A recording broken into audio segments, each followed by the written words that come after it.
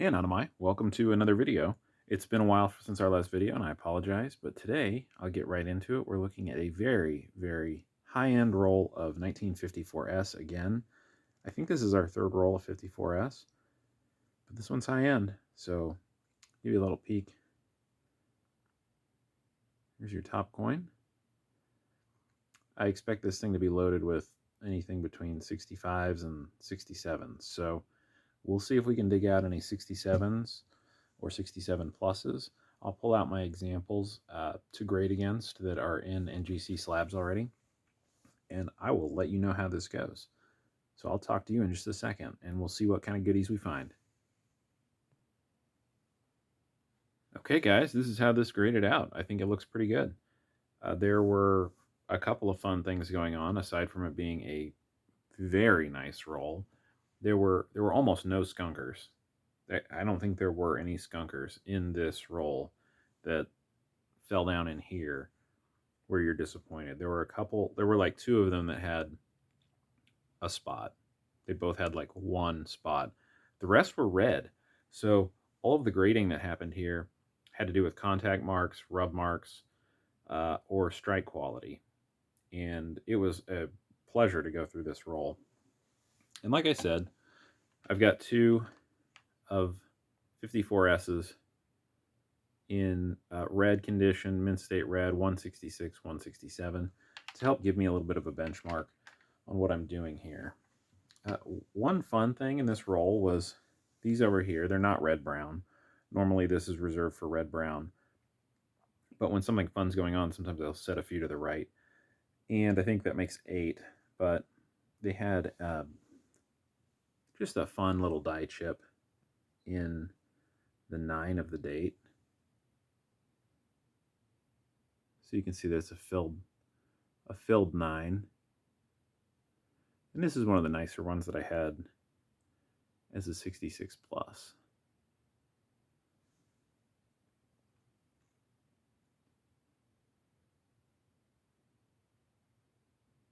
So they look good, but the die must have been getting tired if it was chipping like that.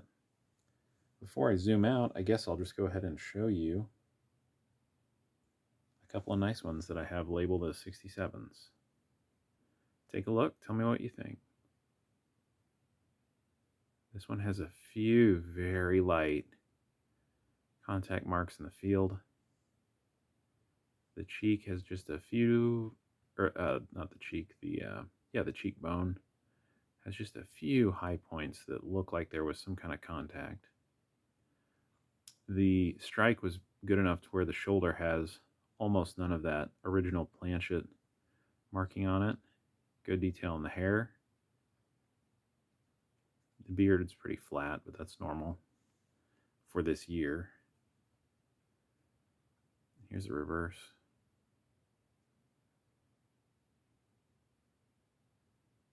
So you can see this die was polished in the reverse. Little ding down here on the right wheat stalk. Little contact mark over here on the up near the top of the left wheat stalk. There's not a lot of contact on the 1 cent United States of America, so it looks great. Here's the other 67. I think I was more confident about this one. Virtually no contact on the cheekbone or the beard. High points, decent strike quality across the hair. You can see it all the way around the back. There's texture. Same thing on the shoulder. Very little of that original planchet marking that was left in the shoulder. Most of that metal got pushed up into the die.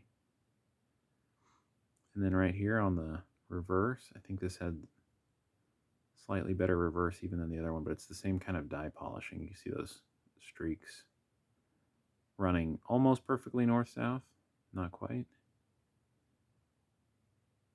This is just a really nice coin.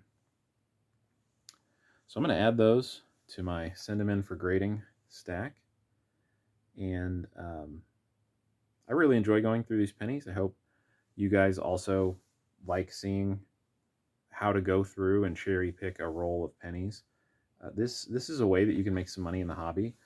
If, for instance, you find this roll and it's a good price, and you find a couple of winners, you could make a few dollars and keep one, sell the other, reinvest into your collection. So it's a fun way to treasure hunt and see if you can make some money at your hobby and grow your collection. So hope you guys enjoyed this video.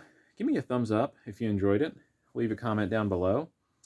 Let me know. My question for you is, have you ever looked through a BU roll of pennies of any age at all, really? Any kind of, let's say 1982 coppers and before. Have you guys ever cherry picked any of these rolls? Let me know down in the comments, and if you have, what's your best find? So I'll see you guys in the next video. Happy hunting.